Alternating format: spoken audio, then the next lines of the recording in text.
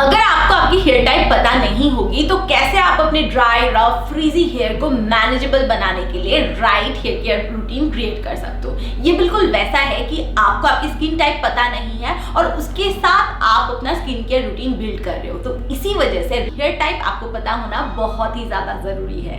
Hi guys, hope you all are doing well. आज की video में मैं आप सबके साथ बातें करने वाली हूँ ऐसे 5 टिप्स के बारे में जो मुझे लगता है अगर मुझे अपनी 20s में पता होती ना तो मेरी हेयर की कंडीशन अभी बहुत ही ज्यादा बेहतर होती। तो इन सारी चीजों को मैं आप सबके साथ शेयर करने के लिए बहुत ही ज्यादा एक्साइटेड हूँ। तो शुरू करते हैं टिप नंबर 1 से। रिसेंटली मुझे पता चला हेयर पोरोसिटी के बारे में। सो बेसिकली हेयर पोरोसिटी बहुत ज्यादा हेल्प करती है आपकी हेयर टाइप को डिटरमाइन करने में। बट ये पोरोसिटी है क्या? सो हेयर पोरोसिटी रेफर्स आपकी हेयर की एबिलिटी मॉइस्चर को एब्जॉर्ब एंड रिटेन करने की, और ये हर एक हेयर में डिफरेंट हो सकती है। सो पोरोसिटी बेसिकली 3 काइंड ऑफ होती है, लो, मीडियम एंड हाई।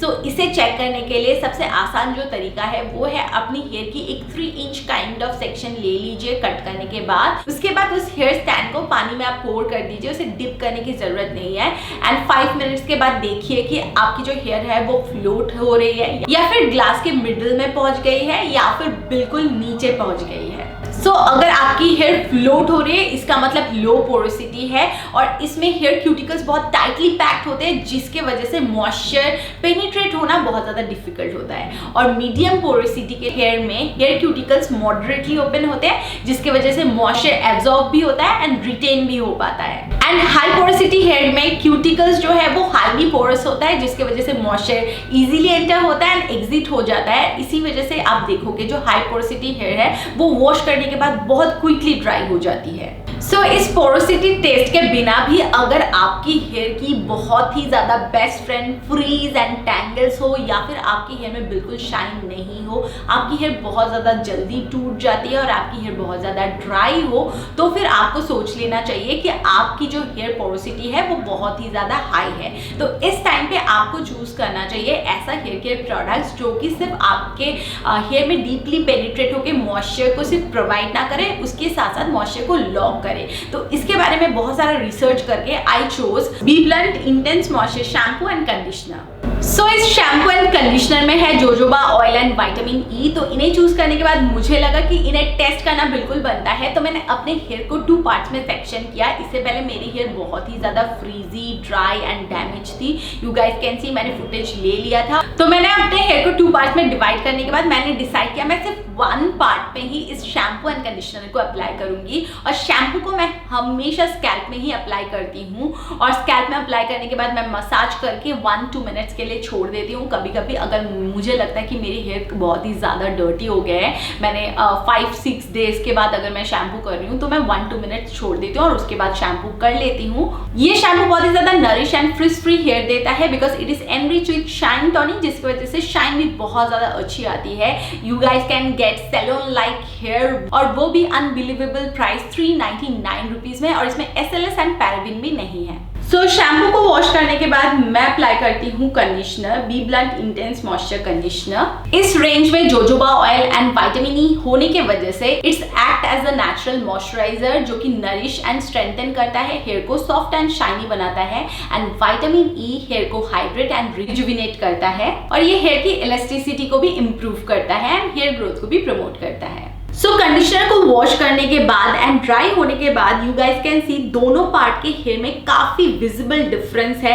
जिस साइड में मैंने शैम्पू एंड कंडीशनर को अप्लाई किया है उस साइड से मेरे फिंगर्स को रन थ्रू करना कितना ज्यादा इजी है, बहुत ही ज्यादा मैनेजेबल है, सॉफ्ट है। But on the other hand जो दूसरा पार्ट है जहाँ पे मैंने शैम्पू कंडीशनर अप्लाई नहीं किया है एंड उस सेक्शन के हेयर के थ्रू फिंगर्स को रन करना बहुत ज्यादा डिफिकल्ट है, और उसी के साथ साथ कोम करना भी बहुत ही ज्यादा डिफिकल्ट है। जबकि B blunt intense moisture range को यूज करने के बाद इस साइड के पोर्शन में बहुत ही ज्यादा ह्यूज डिफरेंस आया है। तो मैंने अपने पूरे हेयर में ही इस रेंज को ट्राई किया और उसके बाद रिजल्ट बहुत ही ज़्यादा अमेजिंग था। तो इस रिजल्ट को देखने के बाद I know you guys are really excited to try this range. आप इस रेंज को नायका, अमेजॉन, पर्पल या फिर फ्लिपकार्ट से ले सकते हो और उसी के साथ अगर आप मेरी तरह हो तो आपको डेफिनेटली डिस्काउंट बहुत ज्यादा पसंद होगा। आप BBlunt के वेबसाइट से मतलब bblunt.com से भी इस रेंज को ले सकते हो और अगर आप मेरी कूपन कोड Trisha2024 को यूज करते हो तो आपको फ्लैट 20% ऑफ मिल जाएगा। तो मुझे ये शैम्पू इतना ज्यादा पसंद आया है, मैंने सोचा मैं इसका बड़ा पैक लूंगी जो कि 650 ml का है। सो हेयर वॉश एक बहुत ही ज्यादा इंपॉर्टेंट पार्ट होती है हेयर केयर रूटीन की, बट हेयर वॉश से बिफोर एंड आफ्टर भी हेयर केयर रूटीन बहुत ज्यादा इंपॉर्टेंट होता है। एंड मैंने रिसेंटली जाना है अगर आप हेयर वॉश के पहले अपने हेयर में ऑयलिंग करते हो तो ये सिर्फ आपके हेयर ग्रोथ के लिए ही अच्छा नहीं है, उसी के साथ साथ ये जो हेयर ऑयल है ये आपकी हेयर स्ट्रैंड में एक प्रोटेक्टिव लेयर क्रिएट करता है, जिसके वजह से आपकी हेयर वॉश करने के बाद आपकी हेयर में जो नेचुरल ऑयल है वो कंप्लीटली एक्सट्रैक्ट नहीं हो जाती है, आपकी हेयर काफी मॉइस्चराइज रहती है। सो हेयर वॉश के लिए भी 2 टेक्निक्स मैं बहुत ज्यादा फॉलो करती हूँ रिसेंटली और मुझे बहुत ही ज्यादा अमेजिंग रिजल्ट मिला है। सबसे पहले शैम्पू को डायरेक्टली आप स्कैल्प में ही अप्लाई करें, मतलब थोड़ा सा वाटर के साथ डाइल्यूट करने के बाद आपको लेंथ में शैम्पू यूज करने की बिल्कुल भी जरूरत नहीं है, क्योंकि जब आप शैम्पू को रिंस आउट करते हो तो आपकी जो शैम्पू है वो लेंथ से होके जाती है, तो आपकी हेयर लेंथ भी क्लीन हो जाती है। एंड कंडीशनर को अप्लाई करने के लिए जो बहुत ही अच्छा वे है वो है अपने हेयर को फ्लिप कर लेना और उसके बाद कंडीशनर को अप्लाई करना। इससे क्या होता है आप काफी लेंथ को कंडीशन कर पाते हो, लेकिन कंडीशनर आपके स्कैल्प में टच नहीं होता है। और एक अमेजिंग टिप्स जो मैं इस समर में बहुत ज़्यादा फॉलो कर रही हूँ वो है DIY hair mist for hair. Basically summer में हमारे स्कैल्प में बहुत ज़्यादा स्वेटिंग होती है, जिसके वजह से एक तो हेयर की जो एंड्स है वो बहुत ही ज़्यादा वीक हो जाती है और उसी के साथ साथ हेयर में से बैड स्मेल उसकी तो बात करो ही मत। तो इसी वजह से ये जो DIY हेयर मिस्ट है ये कम्प्लीटली एक बहुत ही अच्छा सोल्यूशन है।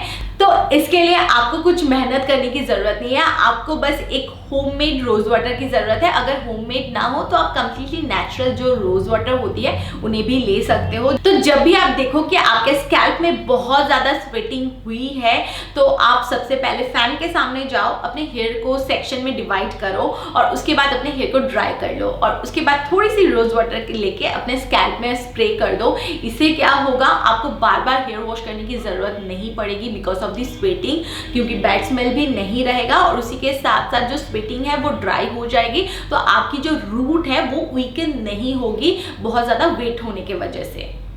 होपफुली ये जो वीडियो है आप सबको जरूर पसंद आया होगा। अगर पसंद आया है तो डेफिनेटली इस वीडियो को एक लाइक जरूर करना और अगर आप मेरे चैनल में नए हो तो मेरे चैनल को आप सब्सक्राइब भी कर सकते हो ऐसे ही और भी बहुत सारे कंटेंट देखने के लिए। सो अभी के लिए bye bye and take care, love you all, bye.